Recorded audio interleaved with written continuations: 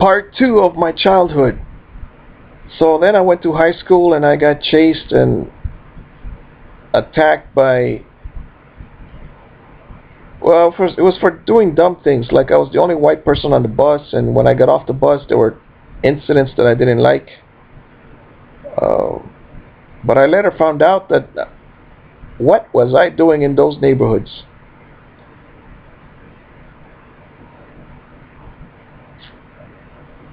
And then when I was in a white neighborhood, looking for a job in the right area, right? Because you learn your lessons. Don't go to the black area to look for a job. Even if the company's there, don't go. In Chicago, it's very segregated, very dangerous. So I went to Bridgeport. The mayor was from Bridgeport. He had gone to my school. Bridgeport's an area where they hurt the black people if they go in there. They won't sell a house to you in Bridgeport if you're black. So back then, I don't know about now. So then, I didn't know that my school, De La Salle, had a problem with the Rita High School, and they didn't like each other. And I have no clue even now why, because I just never got involved with that. But I had a De La Salle jacket, which was dumb. Never wear a school jacket, all right? Wear a trench coat like all the adults do, or something, winter coat, but nothing that says where you work or what school you go to. That was a mistake. And so these Rita guys, I think they were Rita, they could have been in another school that didn't like De La Salle or myself. I was in a white neighborhood looking for a job,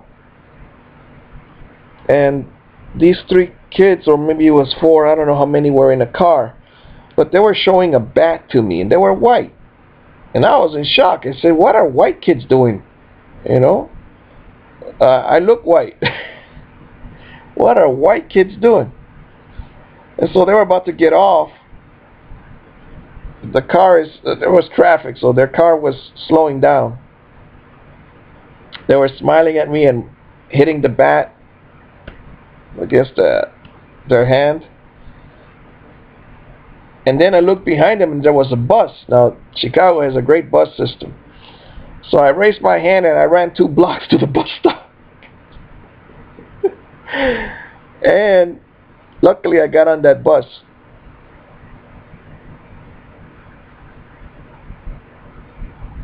Then later on I did get a job at Napa Auto Parts there, but the guys were throwing rubber, the belts and hoses for the cars. They were smacking a wall. I just ducked down and I was like, why are they throwing these? And that guy went to De La Salle, the same school I went to, but they fired me the next day, and I told them what happened, and they said the guy was crying. His name was Daniel, and he was 25, and he was crying. He says, I have to let you go. You're the last one in.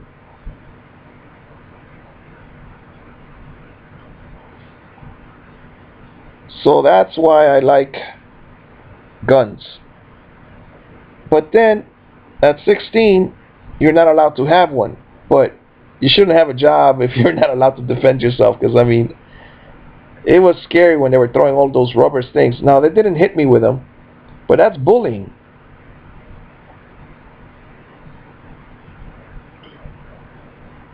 That's why I don't want to work in any factory.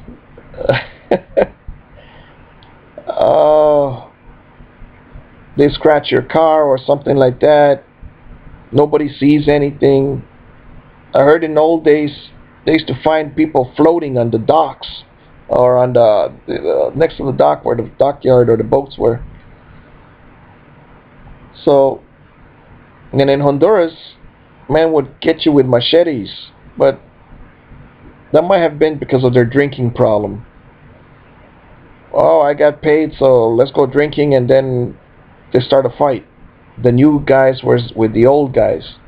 Old by mean, same age group. I'm talking about, you just started at this company, so you're the new guy, and they've been here a year, so they're the old guys, and so you fight with machetes and things like that. But then someone started organizing them and said, let's not fight each other, let's just go get the guy that pays us the day before he pays us. My grandpa was one of those guys that paid. He was the treasurer, or the guy that does the payroll. He has the money, and he says he had a table with a gun on his side, and he has a line of Indians, he would say. And he would say a name, he would write it down, give him 80 cents for the whole day. And he says, but the gun was just for show, because if I would have ever touched that gun, my head would have been chopped off. I mean, these were professional machete guys, not guys that, they were professionals. So he said that was just for show. So what about my life? Then I went to college. High school was terrible. Very lonely. I had a yelling mother, yelling mother.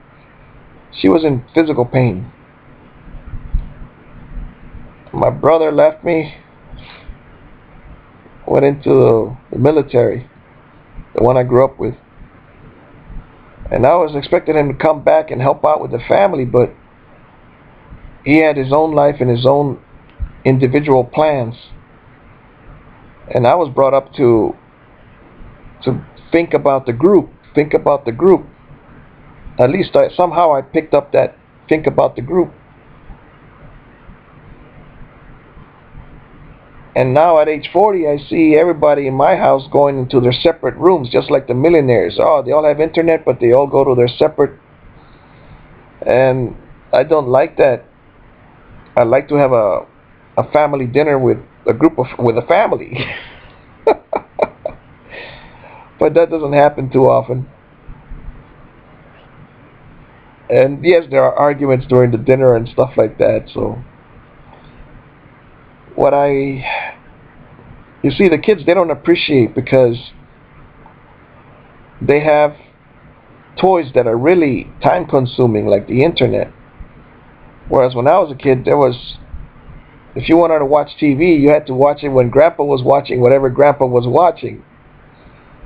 Later on, whatever your older brother was watching, that's what you watched. But most of the time, it was something fun anyway that you would also enjoy, like the Lone Ranger or Scooby-Doo.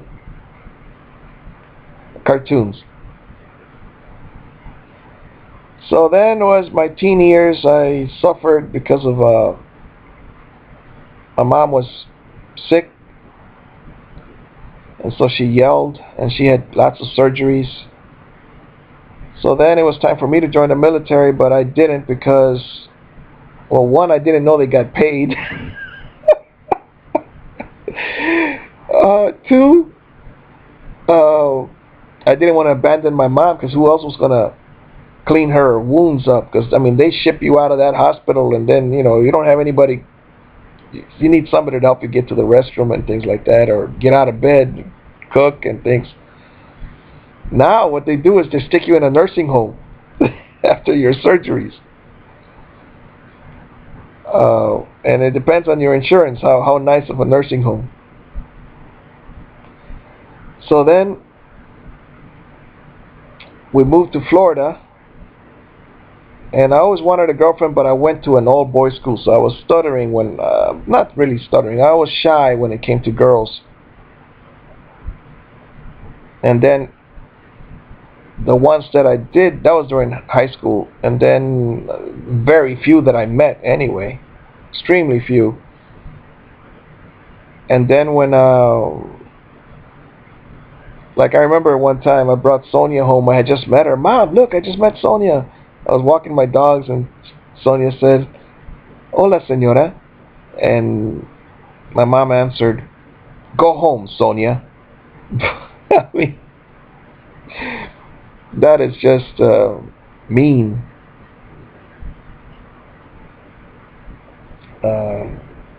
She may have been Mexican. I'm not sure. May have been Puerto Rican. I don't know. I think mostly Mexican. Maybe I'm wrong. I don't really know what she was. I just met her. She liked me. I liked her, but I walked her home and that was it. I saw her another time, but didn't start much. It's difficult. You don't have a phone. Now you guys have Facebook, you younger kids. So you have a better world. You're able to communicate around your parents without your parents knowing about it.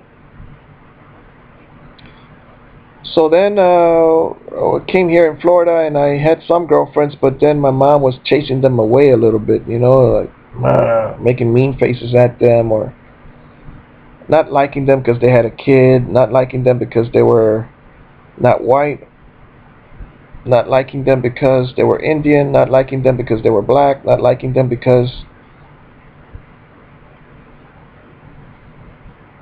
well, not liking them. So finally, I met several girls that the ones that were my girlfriends, they were really brave. They were they were the leaders in the relationship. Uh, they took me as their boyfriend. They dumped me later. One of them married me.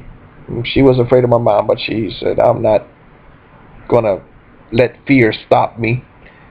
She was petite, 5'1" maybe, 120 pounds maybe. The Quechua Indian. And back then I didn't even look at numbers because she looks great. So you don't even see when you're 20 what she's 17 years older than you. I didn't see that. I didn't even notice it. She could dance, she could run. She's an aerobics, not instructor, but she could keep up with the instructor. She does crunches at home. For all you guys that are not married, if you have girlfriends, how many times have you gone to visit them and they're doing crunches? No music, they're just doing crunches. I'm like, wow. And even back then, all I did was sit down and read books, which is great. Later on, those books, they come back to you. You remember them. And you do need to live a life, though, and it's not good for man to be alone. I think that's from the Bible. So God created women. So I grew up with the belief that I was supposed to be with only one woman. And then when they dumped me, it broke my heart. But then there was another one, and then another one, and then another one. And then finally I have children, and one of them loves me and demonstrates love. Say, the other one finally came to visit me in this room today. That was nice. I told her that she's always invited to come visit me. But I don't go over there, and I don't bother them because I don't want to see them eating Doritos and popcorn and not exercising and watching TV shows that I don't like. And then if I take off the TV or the internet or the Kindle, then I get Baker acted. So like, for being a dad that wants to control the TV. Like the other day, they saw the movie Abraham Lincoln against the vampires, and then I saw the beginning. I said, "Get this out!" I even covered my son's eyes, and he said, "Well, I already saw the ending." But I'm like, "This is terrible. This is, it's garbage TV or garbage movies." Because let me make another video. Well, let me finish up with this. It's garbage TV because, like, I don't mind newspapers in Honduras that they have all that blood and guts. A lawyer was shot down in front of his house. Probably he had a case that they didn't want him to do it, so someone shot him. And they show the pictures with the blood running all over the sidewalk and things like that. They're very graphic. In the United States, the first time I picked up one of these newspapers like that, I was 16 years old. I went to Honduras. I almost dropped it. I've never seen such actual death pictures. Whereas in the United States, you pick up a newspaper, you don't even see that stuff. It's not in there. And on TV, you go watch TV in Honduras and in Mexico. I saw one on YouTube about the police showing up where there were four dead bodies or something, and then one of the dead bodies wakes up and moves, and and there's blood all over the place. And they ask him his name and his age. 28 years old. He had been shot. And then he said, "But send me an ambulance." He said, yes, we're coming with the ambulance, you know. And so the only part I didn't like was it was gory, it was painful. You can feel the pain of the person receiving it. But they don't show that stuff on TV in the United States. But in movies, they show the bullet going into the eye of the vampire that Abraham Lincoln shot in that movie. So that's just gory, shocking, and I don't need that. Talk to you in the next video.